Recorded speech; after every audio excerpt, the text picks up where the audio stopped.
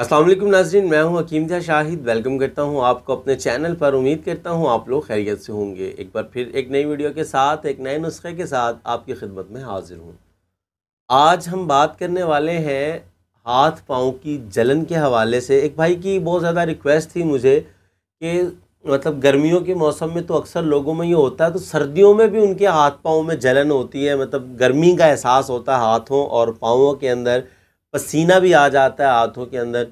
तो ये आप नुस्खा इस्तेमाल कर सकते हैं और इस नुस्खा को गर्मी सर्दी दोनों में आप इस्तेमाल कर सकते हैं। बहुत बेहतरीन रिज़ल्ट आएगा और बहुत माकूल सी चीज़ें, नॉर्मल सी चीज़ें आप लोग अच्छे से जानते भी हैं। उसको बस तरीका बनाने का है कुछ, तो वो आपके साथ शेयर करना है। तो वीडियो को ज़्यादा लंबा नहीं करेंगे, बगैर तमहीद के आपको नुस्खा की तरफ लिए चलेंगे। लेकिन उससे पहले अगर अभी तक आप लोगों ने हमारे चैनल को सब्सक्राइब नहीं किया तो सब्सक्राइब कीजिए, साथ लगे बेल आइकन को ज़रूर प्रेस कीजिए ताकि हमारी लेटेस्ट वीडियोस आपको मिल सके। तो चलिए चलते हैं आज के अपने नुस्खा की तरफ। जी नाज़रीन, तो आ चुके हम अपने आज के नुस्खा की तरफ। तो सिर्फ दो चीज़ों की ज़रूरत होगी। नंबर एक पे हमें चाहिए होगी हल्दी। हल्दी जो साबित हल्दी होती है, खाम हल्दी भी कहते हैं, वो वाली लेनी है। घर वाली जो पिसी हुई आपको मिलती है वो नहीं लेनी। तो हल्दी चाहिए होगी हमें, और साथ में हमें दूसरे नंबर पे जो चीज़ चाहिए वो है नींबू का रस। लेमन का रस हमें जो है चाहिए होगा। अब ये दो चीज़ें हैं, बड़ी सिंपल हैं, आपको घर में भी मौजूद मिल सकती हैं या पंसारी की दुकान से आप खाम हल्दी जो है वो ले सकते हैं।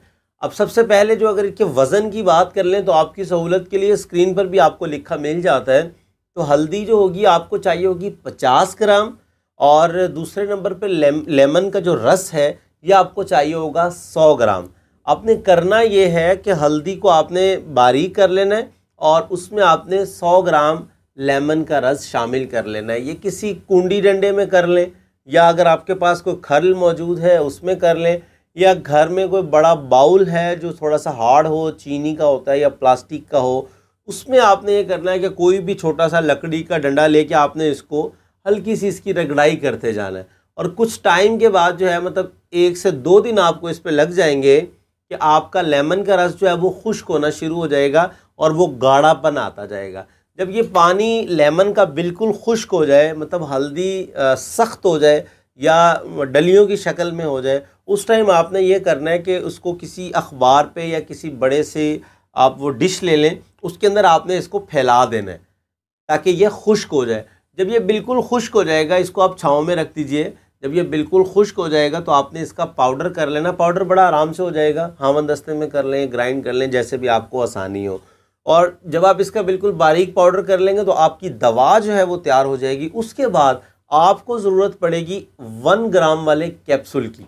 1 ग्राम वाला कैप्सूल आपको बाज़ार से मिल जाएगा, जिसको 00 नंबर भी कहते हैं, वो आपने फिल कर लेने।